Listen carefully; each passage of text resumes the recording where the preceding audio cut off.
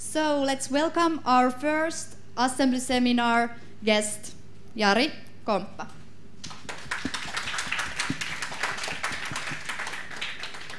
Thank you. So, imagine yourself in the shoes of a high school teacher with 100 odd papers to grade.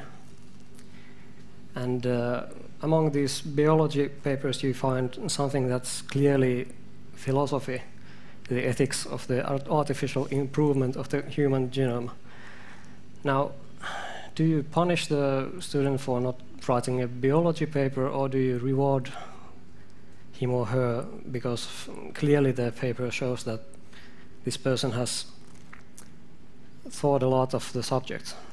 So this is an example of multidisciplinary thinking, and Demosceners generally have talent in various fields, like, for example, coders have to know something about graphics and music, and if you're a Demoscene musician, you have to know something about the hardware and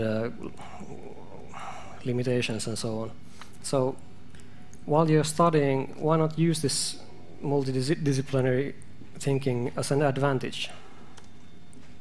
So when you're studying, there's this problem that most of the studies are very boring, that all of the assignments are very generic sweat work that you generally just don't like to do. So when you assign something like this, you end up doing something that you like to do, and then things get postponed, and you just start doing things right before the deadline and so on. So how about changing the assignments a bit? That you take the assignment and think, what can you change in order to make it more what you love, and so on. And the question, of course, is that can you change the assignment like that? But let's start from the assumption that you can. The positive thing is that, well, since it's something that you like to do, it gets done more quickly. It has meaning for you. You really remember something afterwards, and you can even use it as portfolio material when you are looking for a job, as opposed to if you are just doing the generic assignments. You just have something generic that isn't anything interesting to any possible employers. The bad side is, of course, that it means more work because you are growing the assignments. But that doesn't mean that it will take any more time to do, actually. And the ugly side is that, of course, the teachers might not agree. And it's possible that you overshoot, and there are some copyright issues. We'll go into slightly more detail. There's a serious danger of going overkill, that you just start doing something that you can't finish. And from the teacher's point of view, it's one and the same if you don't finish or if you just didn't bother to do the assignment to begin with. Then there are the stubborn teachers. There are cases where you have to argue with the teacher whether what you did was possible at all. For example, one senior returned some kind of a garage-shaded landscape engine in the 90s, and the teacher said that it's physically impossible, so it was rejected. And in my case, in one course, the teacher didn't believe that something could be coded that fast, so I had to argue that when the project is small, it moves faster. I didn't even get the full grade for that because the project wasn't mind-blowing enough, in her opinion. Of course, there's also accusations of plagiarism if the result is too great. once you do a few of these projects, you tend to get a reputation, and that really helps. And of course, there are some chemistry problems with some teachers that you can't really overcome. In those cases, it's best just to stick to the assignments. Then, if you want to use the result as portfolio material, there's the case of copyrights. Some schools want the copyright for all the student work because, well, teachers really don't like to work too much. Like if you just give the same assignment year after year, you don't have to think of any new ones. So if all the students are continuously publishing all the assignments, there's just too much stuff out there to copy. But if you can get the full copyright, if you can't, ask if you can open source your project. And if that fails, just take evidence that you actually did it. Now then, a couple of case studies. In one course, we had a microcontroller 2051, and we had to write something in assembler for it. This is a neat little chip for studying assembler, actually. Some of the project examples were like traffic light simulation that figure out the timings and what light goes on and off, or build a quick sort algorithm in assembler or something, which are pretty boring. So I looked at the pins that there was basically nine free pins on the chip because some of the pins are used by the development board. So I figured, okay, how about 4 LEDs and 4 buttons? So let's make a memory game. And I used the free pin for audio. And the approach was to first code the game in C, refactor it so that it can be easily transformed into assembly.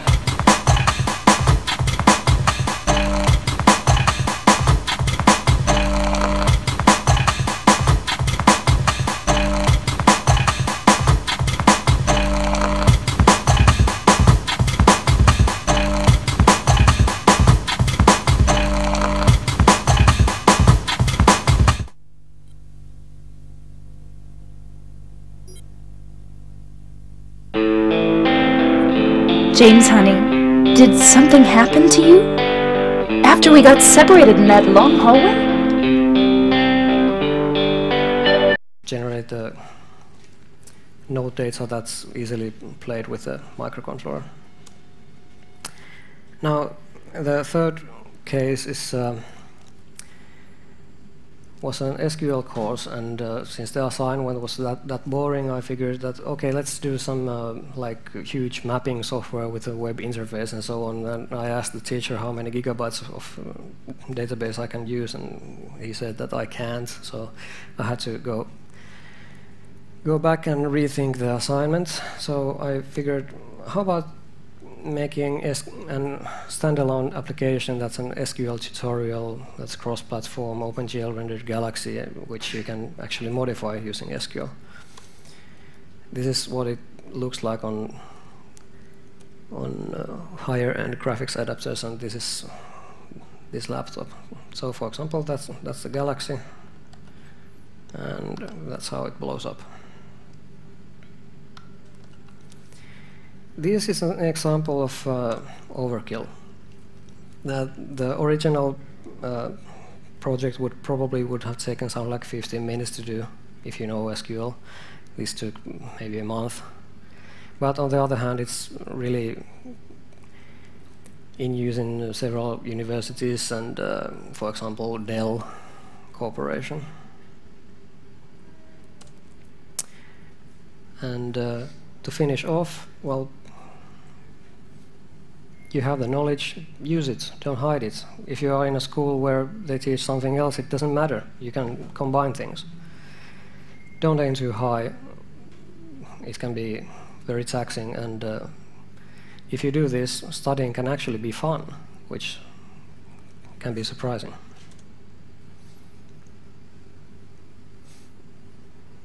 Any questions?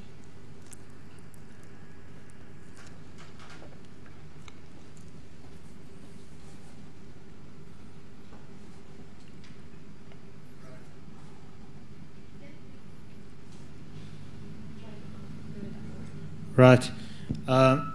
This isn't really a question, it's just I'd like to point out when you mentioned the copyrights that we actually had some, I just graduated a few months ago, and we had during my studies there was, or the issue of copyright on student work came up, and we asked a law teacher about it, and it turns out that at least if you're a student in at a Finnish university or in a Finnish school, it's actually illegal for the teachers to demand that you sign off your rights on your work. It's supposedly Parliament would have to write it into law before they're actually allowed to ask the students to sign off their rights, and even then they have to like specifically ask for their signature on a paper. That's true. That's in Finland. In the States there have been several cases where students have been fighting for their rights, and I can imagine that there's some case where some student work is based on something the teacher has done but hasn't published, but doesn't want to be published or something like that. In which case the copyrights can come into question. Any more questions? Any more questions?